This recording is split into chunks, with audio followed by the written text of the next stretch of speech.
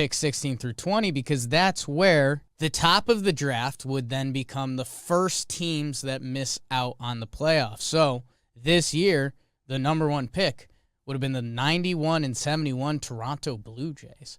And then it would have been the Mariners, Athletics, Reds, and Phillies. So it becomes interesting because, again, everything we've talked about in the CBA the past couple episodes, my mind starts spinning to how teams are going to manipulate this, and I know you were thinking the same way. Because teams want to make the playoffs, right? Like, there's some incentives there, and it's still incentivizing the rest of the teams to be good, so you can kind of chase those draft picks in a winning way.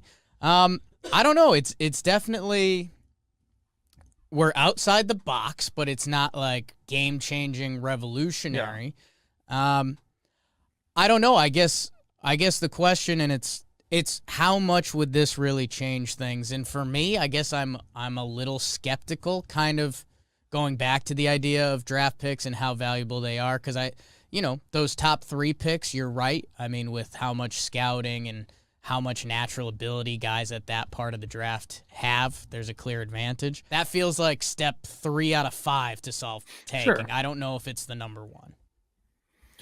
Yeah, there's a lot of things like making sure, a percentage of revenue is used actually to better your club. We talked about that last pod where there's the gray area where you could say anything betters your club. Hey, I got some new pine tar rags.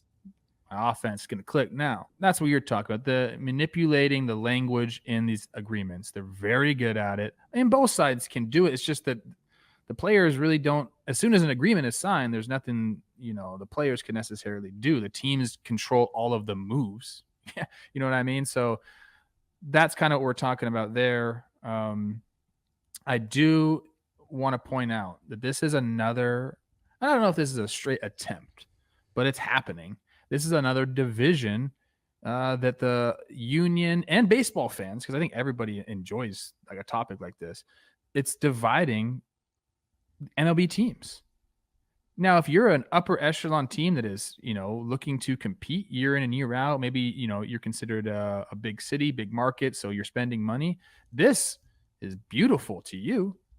You get to go contend for the playoffs every year. And guess what? If you fall just short, instead of it being a complete waste of a year and you having a back end pick, now you either get the playoffs or you get a high pick.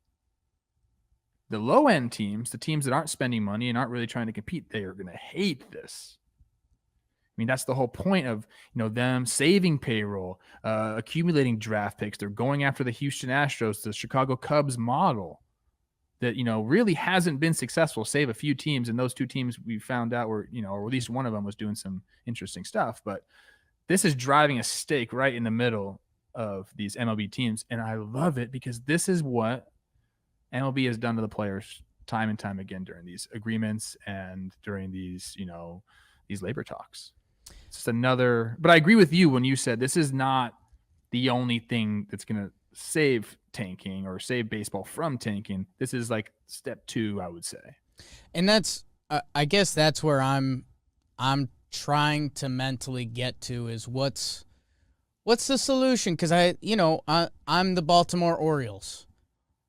If this draft stuff, if these draft changes were implemented in 2017, I don't think the Baltimore Orioles' last 4 seasons change. Like, I still think they just stink, and then they have an even worse minor league.